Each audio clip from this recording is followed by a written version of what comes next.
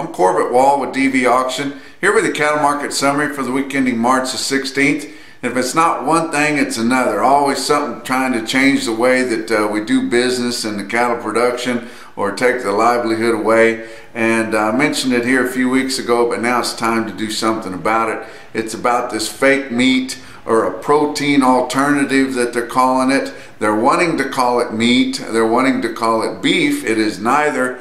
And we've got to put a stop to it.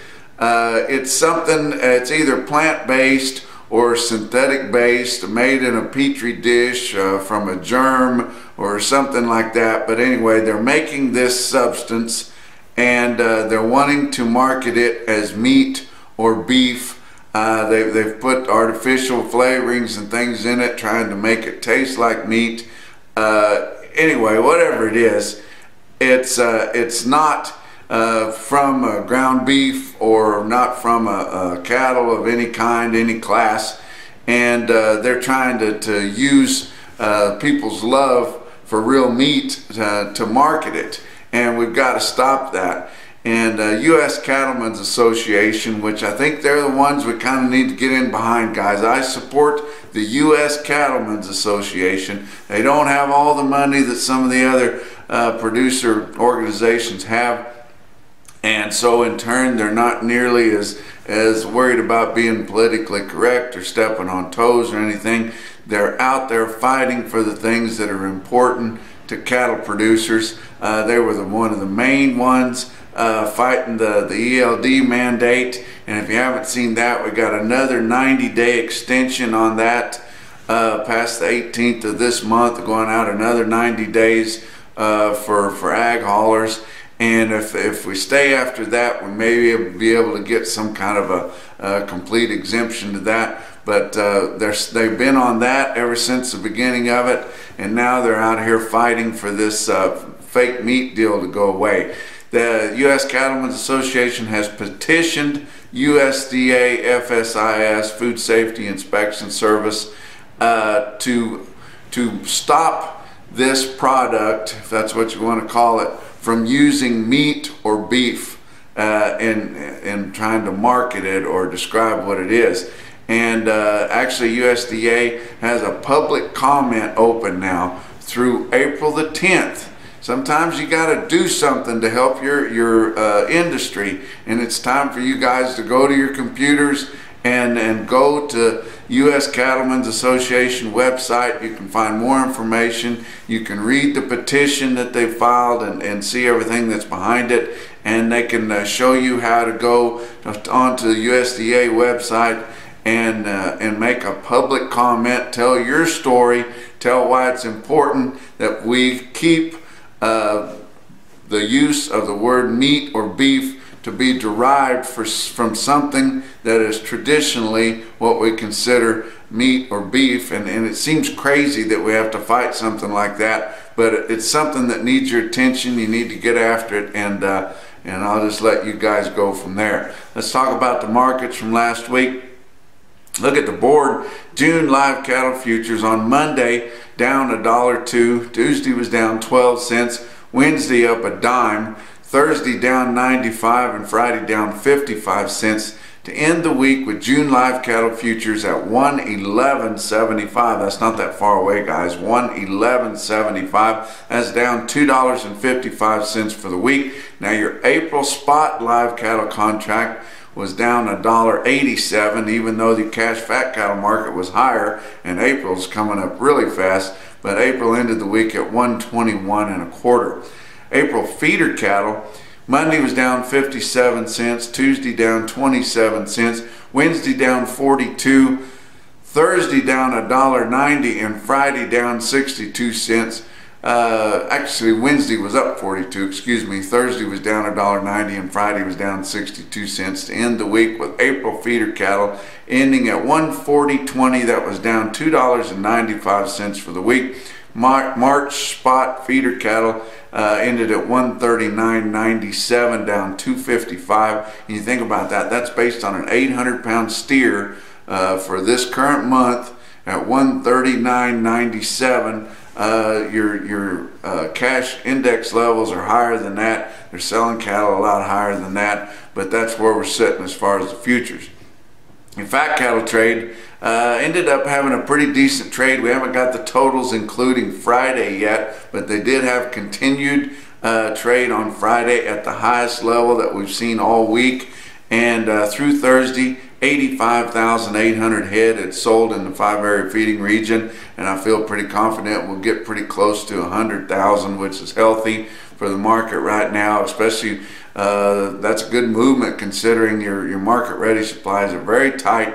We need to make the most out of the market for the next 60 days or so before all those cattle that have been on feed probably around 100 days. A lot of those cattle that those big calves that come off the ranches and into the feedlots late last year, and some other cattle that would have stayed out on wheat pasture right on top of them. There's a lot of cattle coming down the pike. It's time to make the most out of this market and pull some of those cattle ahead if we can. But the Southern Plains started out trade this past week at 126, then went to 127. Of course, they don't sell very many cattle negotiated in the Southern Plains. Everybody just waits for the market to get set and then sells on a formula deal.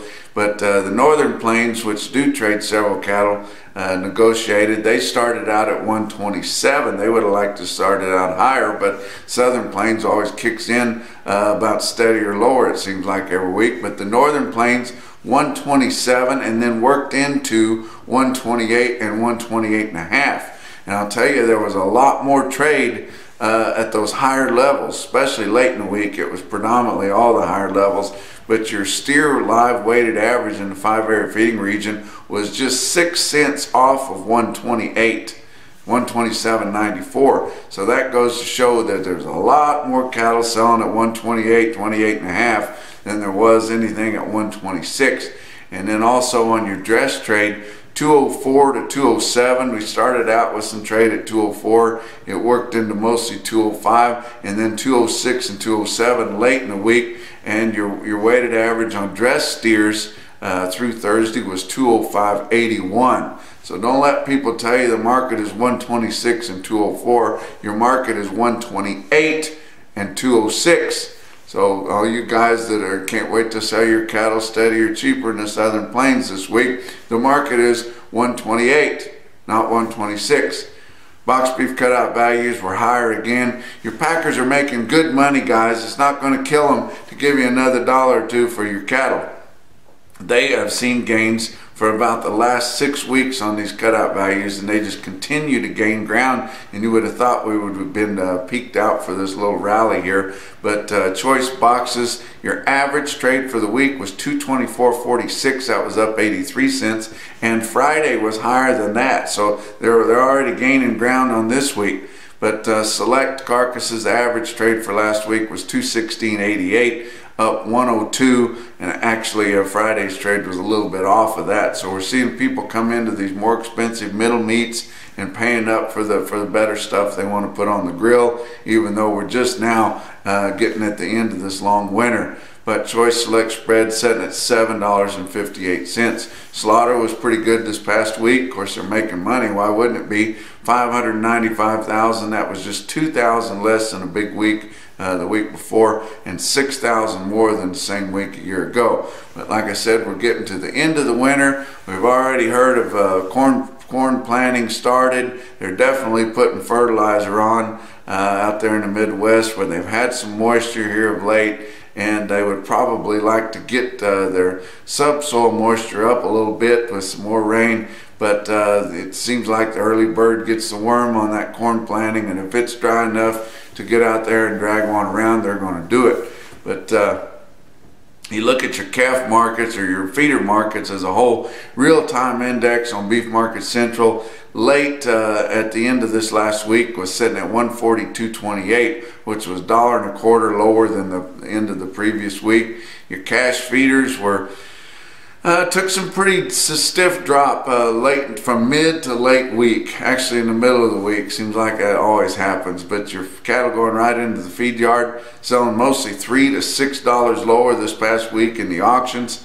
your new crop calves really pressured the market. Most of your guys that were buying grass cattle, they started at the beginning of the year buying those froze out lighter weights, and they've kind of gotten full up. They don't need that many more, and they sure don't want to buy a fat ball and calf to turn out on grass. And our lighter weight cattle are predominantly new crop calves and short weaned.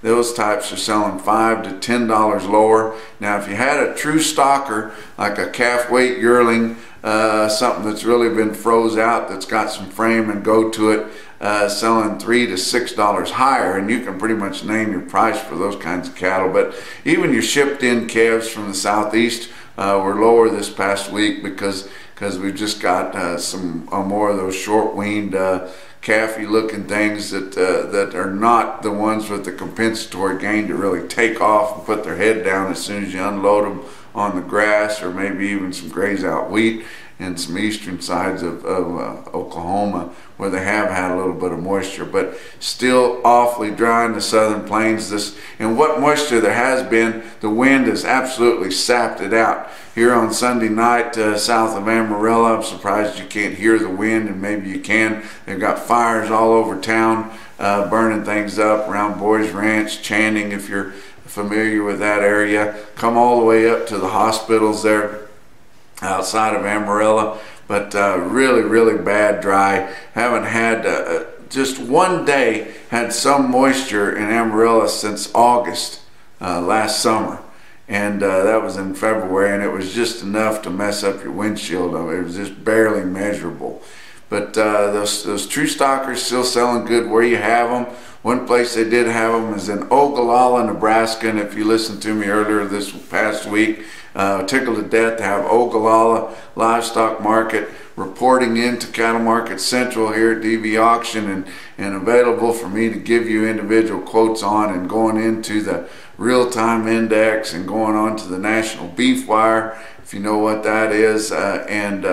Ogallala had some of those true stockers on Thursday, sold 77 head of them, weighed 607 at 197, and that's scaring the heck out of $2 a pound.